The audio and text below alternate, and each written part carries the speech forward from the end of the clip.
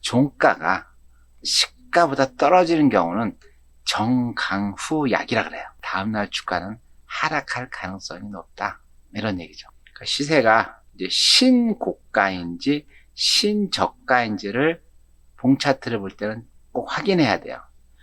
신고가는 건 뭐냐면요, 최근에 일정 기간 동안 최고가를 뛰어넘는 걸 신고가를 해요. 신고가, 새로운 최고의 가격이다. 그래서 이 신고가가 나타나잖아요. 그러면은 매수 세력이, 살려고 하는 사람이 무지하게 많다는 거죠. 그렇죠? 그래서 주가가 올랐으나 떨어진 게 아니고 이 신고가가 발생을 하게 되면 더 올라갈 확률이 높은 거예요. 더 올라갈 확률이 높은 거. 신저가는 신고가에 반대되는 걸로 최근에 일정 기간 동안 제일 낮은 가격, 그 전에 낮았던 가격을 뚫고 더 밑으로 내려온 걸 최신저 가격이라고 해서 최저가라고 얘기합니다. 이거는 반대로 신고가가 반대로 매도 세력, 팔려고 하는 사람들이 되게 많다는 거죠. 그러니까 결국은 쭉 내려갔기 때문에 야, 이제 더 이상 안 내려가, 올라가, 이게 아니라 더 내려갈 가능성이 높다는 거죠. 그래서 이 봉차트는 시가와 종가에 대해서 좀 관심을 갖고, 그 다음에 신고가나 신저가가 있느냐, 요거에 대해서 좀 관심을 가져주고, 제일 핵심이 되는 건 뭐냐면요, 거래량을 확인하는 게 제일 중요해요. 이제 고가 저가가 있는데 거래한 양이 얼마 안 돼, 그럼 별 의미가 없다는 거죠. 거래량이 많아지면서 신고가, 신저가, 전약 후강, 전강 후약이 발생할 때 이 거래량이 많다는 거는 그만큼 살려고 하는 사람, 팔려고 하는 사람들의 지지가 굉장히 두텁다는 거죠. 그래서 여러분들이 봉차트를 볼 때는 반드시 거래량도 같이 봐야 된다는 겁니다. 이어서 주가 파동 이론에 대해서 같이 한번 알아보겠습니다. 주가 파동 이론이 뭐냐 하면은, 주가는 일정 기간 동안 고점과 저점을 그리며 반복적으로 가격이 변화하여 움직이는데, 이거를 주가 파동이라고 합니다. 반복적으로 일어난다는 얘기예요. 그렇죠? 요렇게 갔다. 그럼 그 다음에도 요렇게 간다는 얘기죠. 그러면 이 가격을 예측할 수가 있겠죠. 그렇죠?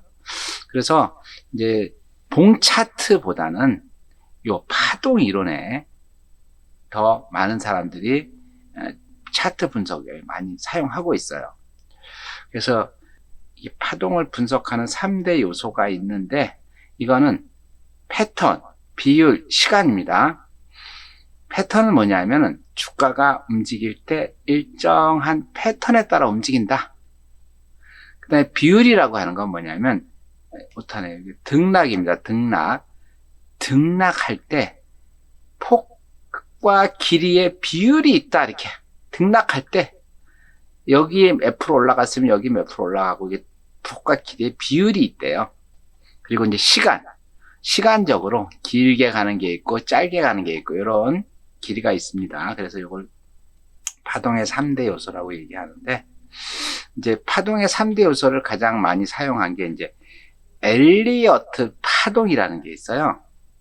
주식을 분석하는 차트 기법 중에서 이제 엘리어트 파동 이론은 랠프 넬슨 엘리엇이 1983년도에 발표한 건데, 주가의 변동은 상승이 5번, 하락이 3번, 그게 계속 순환해서 움직인대요.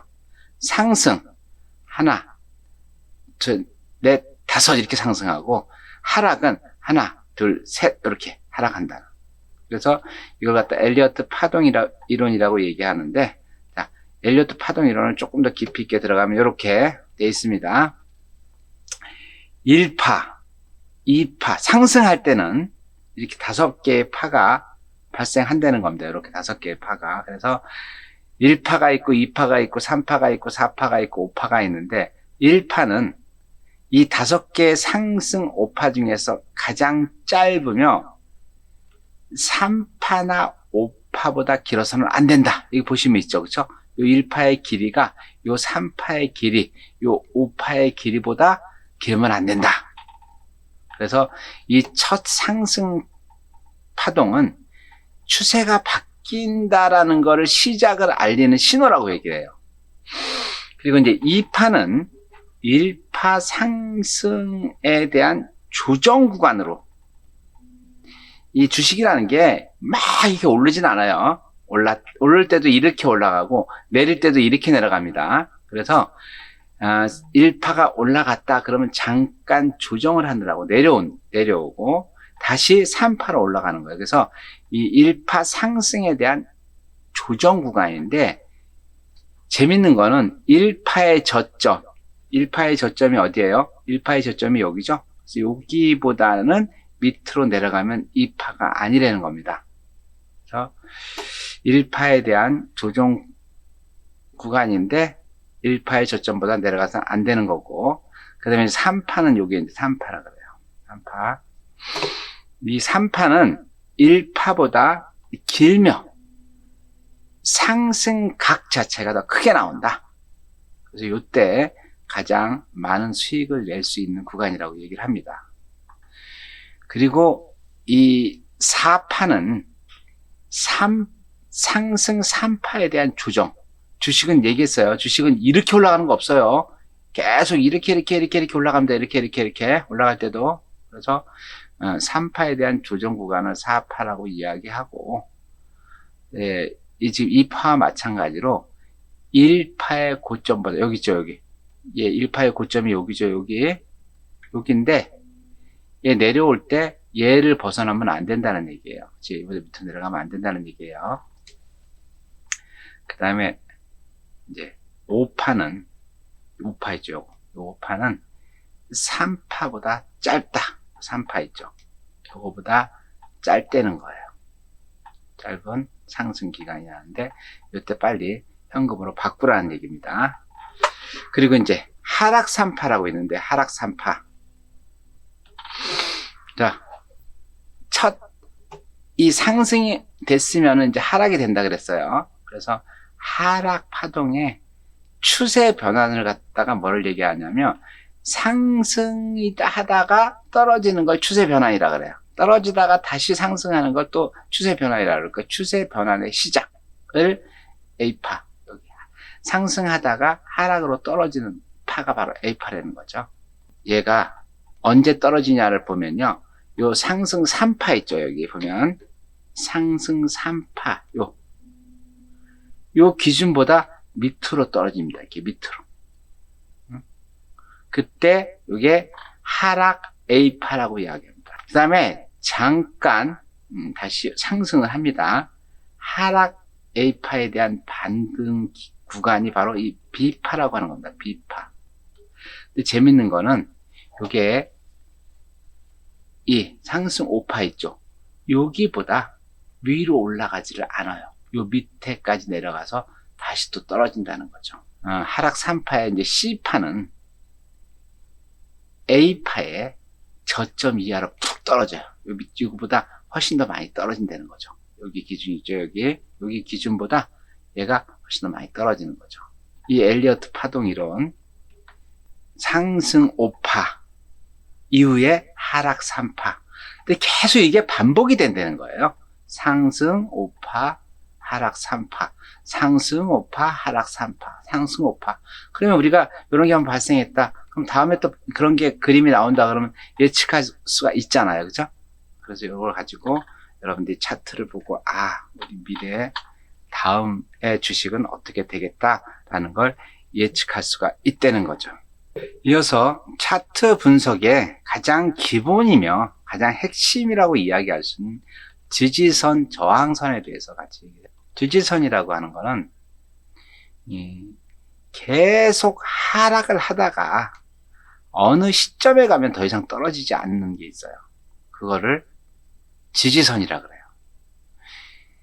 하락 중인데 강력한 매수세가 들어와서 더 이상 내려가지 않도록 받쳐준 거 있죠. 그 지지선, 예를 들어서 이렇게 상승을 하고 이렇게 된단 말이에요. 그렇죠? 이렇게.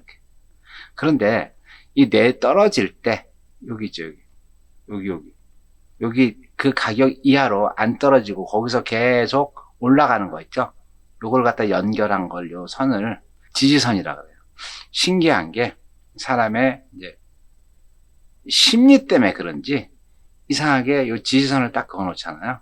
지지선을 그어 놓게 되면 주식이 이렇게 올라가서 내려오다가도 여기 가면 다시 이게 올라가요. 여기 내려오면 여기 올라가면 다시 또 올라가요. 네? 이게 뭐냐면 이 사람이 그 이상은 더 이상 안 내려간다 라고 사람들끼리 심리적으로 생각을 하는 거죠. 그래서 그거를 지지선이라고 이야기합니다. 반대로 저항선은 뭐냐면요, 주식이 이렇게 올라가는데 어느 지점까지만 가면 다시 또 떨어져, 이렇게. 어느 지점만 가면 또 다시 떨어져, 이렇게. 어느 지점만 가면 다시 떨어져, 이렇게. 이렇게 떨어질 때 요 고점 있잖아요. 고점끼리 이렇게 연결해 준 거, 이렇게 연결해 준 거를 갖다가 저항선이라 그래요. 이 지지선도 그렇고 저항선도 그렇고 다 사람의 심리가 만들어낸 심리, 그죠? 예를 들어서 내가 주식을 샀어. 근데 어느 정도 가면은 그 이상 안 내려와. 또 어느 정도 가면 또 그 이상 올라가다 또 내려와. 그죠? 이거는 투자한 사람들이, 여기는 더 이상 뚫지 못한다. 이게 심리적으로, 그죠? 요 정도까지 올라가면, 더 이상 안 올라가니까 이제 팔자라는 심리가 많이 생겨가지고, 그때 되면 대량으로 매도를 하기 때문에 이 저항선이 만들어진다는 거예요. 여러분들, 우리가 이제 일상생활하면서 그렇잖아요. 한 번도 가지 않은 길은 좀 두렵잖아요. 그죠? 근데 가본 길은 자주 왔다 갔다 할 수 있는데, 그래서 이렇게 지지선하고 저항선이 이렇게 있으면 결국 주식은 그 지지선과 저항선 안에서 이렇게 왔다 갔다 한다는 얘기예요. 주식은 이렇게 안 올라간다 그랬어요. 그쵸? 얘처럼 이렇게 올라갔다가 내려오고, 이렇게 올라갔다가 내려오고, 이렇게 올라갔다가 내려오고, 이렇게 하는데, 이 올라가면서 정지된 선을 쭉 연결한 거를 저항선, 내려가다가 반등하는 선을 쭉 연결한 거를 지지선이라고 얘기한다 그랬어요. 그쵸? 근데 재밌는 거는, 이제 이 저항선을 뚫고 넘어가잖아요. 이렇게. 뚫고 넘어가서 계속 왔다 갔다 하게 되면 이 저항선 자체가 또 어떻게 지지선으로 돼가지고 요걸 또 요 밑으로는 또 안 내려가는 그런 현상이 발생합니다. 결국 내가 이제 트레이딩을 한다고 하는 거는 뭐냐면요, 이 지지선하고 저항선을 잘 예측하면은 실 돈을 많이 벌 수 있을 것 같죠. 그렇죠? 그래서 지지선에서 사고 저항선에서 팔면 어떻게 돼요? 여기에 저항선이 있고 여기 지지선이 이렇게 있단 말이에요. 그죠? 여기서 계속 주식은 이렇게 왔다 갔다 이렇게 한단 말이에요. 그죠? 이렇게 하는데, 그럼 어떻게 돼요? 여기서 사고, 여기서 팔고, 여기서 사고, 여기서 팔고, 여기서 사고, 여기서 팔면 돈 남는 거잖아요. 그죠? 근데 재밌는 거는 신이나 이걸 다 알 수 있지, 어떻게 이걸 다 알아요? 여기 갔다가 또 올라갈 수도 있잖아요. 그죠? 여기 왔다가 또 내려갈 수도 있잖아요. 그럼 아무도 모르잖아요. 그죠? 그래서 사람들은 어떻게 한다? 지지선보다 가장 좋은 건 지지선에 살면 좋은데, 지지선보다 약간 높은 가격에서 사고, 여기에 보면은 여기 지지했다가 다시 올라가잖아요. 그쵸? 여기 갔다는 얘기는 지지선을 못 뚫는구나, 다시 올라가는 거는 알 수 있잖아요. 그래서 지지선 바로 위에서 사고, 그 다음에 저항선에서 팔면 좋은데 여기서 다시 올라갈 수도 있잖아요. 그죠? 모르잖아요. 그래서 저항선 바로 밑에서 여기서 판다는 얘기예요. 그게 이제 우리가 일반적으로 얘기하는 뭐요? 무릎에서 사고 어깨에서 팔라는 얘기가 그 얘기입니다. 재밌는 거는 매도는 저항선 전에 팔고, 지지선이 뚫린 경우, 지지선 있고 저항선 있다 그랬어요. 그쵸? 내려갔는데 지지선이 뚫렸어. 그럼 어떻게 돼요? 이게 뚫렸으면 빨리 손절매를 하라는 거예요. 지지선이 뚫리면 더 내려갈 수 있고. 그죠? 그리고 재밌는 얘기는 매수, 매도 가격을 결정할 때 딱 떨어지는 가격보다 살 때는 조금 높게, 팔 때는 조금 낮게 금액을 정하는 것이 좋다. 이게 무슨 얘기냐면요. 내가 10만 원에 살려고 할 때보다 10만 1,000원에, 대부분 사람들이 10만 원에 살려고 고민을 하고 있잖아요. 그죠? 근데 저는 10만 1,000원에 하게 되면 다른 사람보다 1,000원에 대한 경쟁력이 높은 거잖아요. 마찬가지로 팔 때는 10만 원에 팔겠다 이거보다 대부분의 10만 원으로 정해놓을 거 아니에요. 근데 나는 10만 원에 파는 게 아니라 99,000원에 팔겠다 이렇게 해놓게 되면은 사실 10만 원에서 1,000원의 비중은 얼마예요? 굉장히 작죠. 그런데 이 1,000원 때문에 팔 걸 못 팔고 살 걸 못 사는 경우가 발생을 하는 거예요. 그래서 매수 매도 시 딱 떨어지는 숫자보다는 작은 단위의 숫자를 넣어주시면은 살 때는 살 확률이 높고 팔 때는 팔 확률이 높다. 내가 살 때는 10만 원이 아닌 10만 1,000원, 팔 때는 10만 원이 아닌 99,000원. 이것도 어쨌든 무릎에서 사고 어깨에서 파는 것 같은 거죠. 그렇죠? 다른 사람보다 조금 높은 가격에 사고 다른 사람보다 조금 낮은 가격에 팔면 훨씬 더 잘 사고 잘 팔 수 있겠죠. 그렇죠? 그 얘기하는 겁니다. 이어서 상승장이냐 하락장이냐 하는 주가의 방향을 알려주는 선이 있습니다. 이걸 추세선이라고 이야기하는데 추세선에 대해서 같이 알아보겠습니다. 추세선은 주가의 방향을 알려주는 선이다. 추세선을 그리는 방법은 뭐냐면 주가 파동의 꼭지점끼리, 예를 들어서 이렇게 간다. 그러면 이 꼭지점이 아래 거 꼭지점끼리 이렇게 연결해 주는 거, 이렇게 연결해 주는 거, 이렇게. 그렇죠? 두 개, 세 개 이상의 꼭지점을 연결하면 그 주가의 방향과 상승 각도 같은 걸 알 수가 있다는 거죠. 그래서 이렇게 주가가 이렇게 올라가면은 어떻게 된다? 이게 상승 추세선이고, 이렇게 내려가고 있다. 그러면 어떻게 된다? 하락 추세선이다. 그 다음에 계속 거기서 왔다 갔다 하고 있으면 뭐다? 평행 추세선이다. 이렇게 되는 거죠. 그래서 상승 추세선일 경우 어떻게 한다? 추세선에 닿을 때, 그쵸? 이때 사고, 추세선을 하락 이탈시 이렇게 해서 이탈하잖아요. 이탈할 때는 팔으라는 얘기예요. 이 닿고 올라갈 때는 사고, 하락할 때는 팔고. 하락 추세선 같은 경우는 여기 닿을 때 팔고, 그죠? 요걸 뚫고 나갈 때, 추세선을 뚫고 나갈 때, 이때 사라는 얘기예요. 횡보일 때는 그냥 사지도 말고 팔지도 말고 그냥 관망하고 있다가 얘가 돌파했을 경우 매수, 얘가 떨어졌을 경우 여기 그때는 매도, 이렇게 하라는 얘기입니다. 이어서 주가의 흐름을 예측하는데 조금 더 명확하게 예측할 수 있는 이동평균선에 대해서 알아보겠습니다. 이동평균선은 말 그대로 기간별 평균 주가를 산출해서 그린 선 그래프입니다. 이동평균선은 정해진 기간 동안 주식을 산 사람의 평균 가격을 이용해서 주가의 변곡점, 그쵸? 방향성을 예측할 때 굉장히 많이 사용합니다. 가장 핵심이고 기본이라고 할 수 있죠.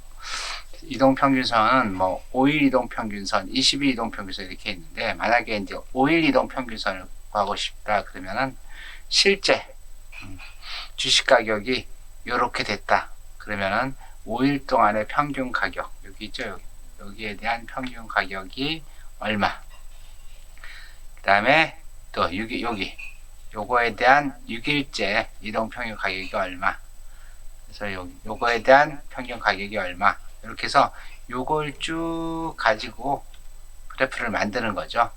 그리고 이제 5일 이동평균선, 20일 평균선 그러는데, 그 이동평균선을 보게 되면 전체적인 주가의 흐름을 볼 수가 있습니다. 그 기간을 얼마로 지정하느냐에 따라서 그림을 볼 수가 있어요.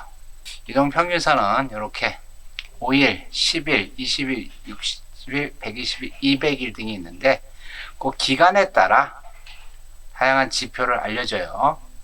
이 120일과 200일 이동 평균선은 주가와 실물 경기가 유사하다고 생각해서 경기선이라고 그래요. 120일, 200일 이동 평균. 그래서 경기가 호황일 경우 이동 평균선이 상승하고 불황일 경우 하락을 합니다. 그래서 120일, 200일 이동 평균선은 어떨 때 주로 보냐 하면요, 중장기 투자할 때 많이 활용을 합니다. 60일 이동 평균선은 장기가 아니라 중기 추세를 볼 때, 주식으로 몰리는지 안 몰리는지 요거 있죠, 요걸 볼 때 많이 사용해요. 그래서 증시로 자금이 유입된다 그럼 이 이동 평균선이 상승장으로 보여지고, 빠져나간다 그러면은 하락장으로 떨어지거든요. 그래서 이거를 60일 이동 평균선은 수급선이라고도 얘기를 해요. 그 다음에 20일 이동 평균선은 이제 심리선이라 그래요. 20일 동안 평균을 딱 내서 보면은 사람들의 심리에 따라서 주식이 막 오른다 그러면은 투자를 하고 싶고, 내리면 팔고 싶잖아요. 그래서 20일 이동 평균선을 보면은 사람들의 심리에 따라서 올라가기도 하고 내려가기도 한다는 거죠. 그 재밌는 거는 상승 추세인 경우는 21선을 벗어나 하락하는 경우가 매우 드물고, 하락 추세인 경우는 21선을 돌파해서 상승하는 경우가 거의 없어가지고, 20일 이동 평균선을 기준으로 해가지고 사고 팔고 하면은 수익이 많이 난다는 얘기죠.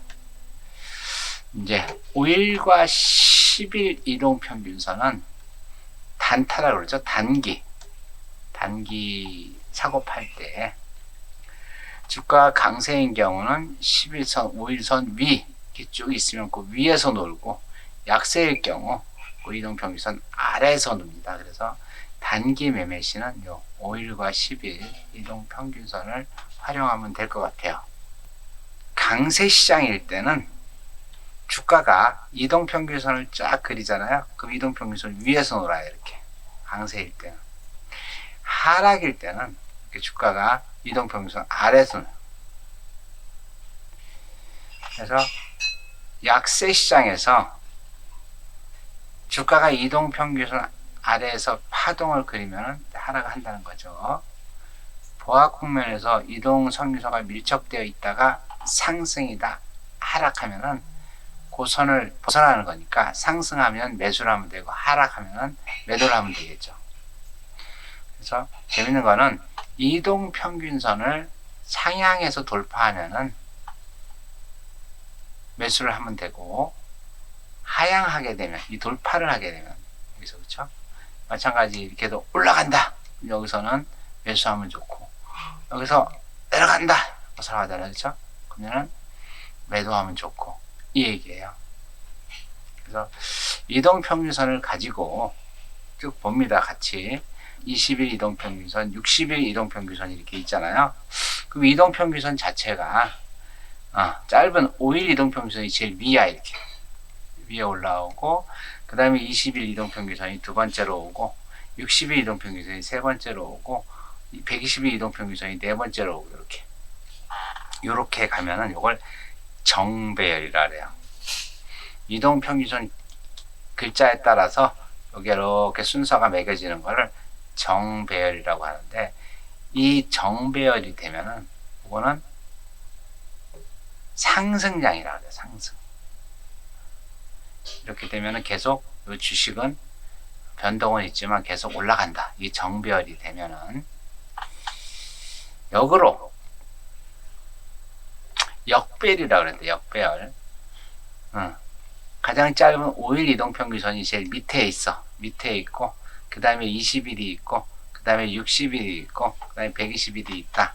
그러면 어떻게 돼요? 이건 역배열 이동 평균선이라 그래갖고, 요건 하락장이에요. 계속 내려간다는 얘기죠. 이동 평균선을 다 하는 게 아니라 한 2개 정도 보는데, 단기 이동 평균선하고 중장기 이동 평균선을 같이 그려요. 그런데 단기 이동 평균선이 장기 이동 평균선을 뚫고 올라가잖아요. 요거를 골든 크로스라고 얘기합니다. 골든 크로스가 되면은 주식장이 하락에서 상승 추세로 전환한다는 신호입니다. 신호. 골든 크로스가 발생했다. 그럼 역으로 단기 이동 평균선이 중장기 이동 평균선을 뚫고 내려오는 거죠. 이걸 갖다가 데드 크로스라 해가지고 상승장에 있던 게 하락 추세로 전환됐다는 신호입니다. 그래서 여러분들이 상승이냐 하락이냐 이걸 갖다가 골든 크로스냐 데드 크로스냐 이걸 가지고 판단할 수가 있다는 거죠.